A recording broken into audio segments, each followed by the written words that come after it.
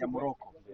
Ni mechi ngumu kiuhalisia. Pengine labda wachezaji mmejipangaje, kwa sababu pia hata namna ambavyo mmejiandaa bila shaka itakuwa ni tofauti na mchezo nyingine.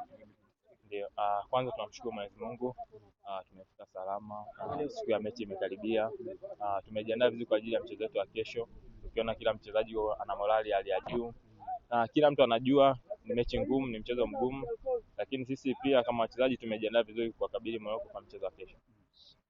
Labda pengine namna ambavyo mnazungumza kambini pamoja na sasa hivi mpo mazoezini hapa, mnazungumza kitu gani hasa kuelekea kwenye mchezo huu?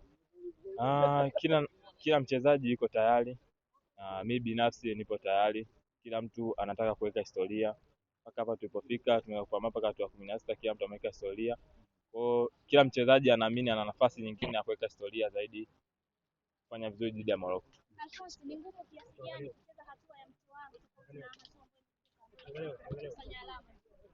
Hii hatua mtoano kila mtu anajua ni knockout stage, si ndio?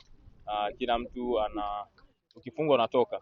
Kwa kila mtu amejipanga na kila mchezaji amejipanga zaidi, anataka kuendelea kufanya vizuri zaidi kwenye mashindano na kuingia kwenye hatua inayofuata ya robo finali.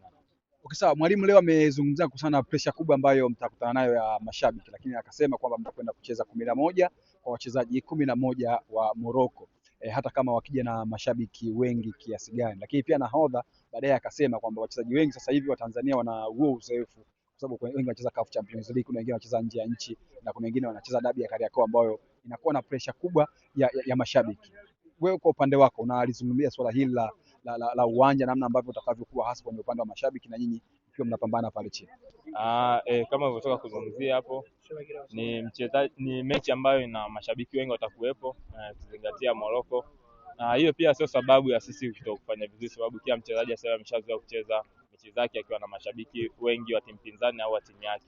Nadhani kila mtu ameshazoea hiyo condition na nadhani kila mchezaji yuko tayari kwa ajili ya kupambana na Morocco kesho. Ipi siri ya performance yako, sababu unaonekana ni mchezaji ambaye na performance nzuri sana kwenye haya mashindano?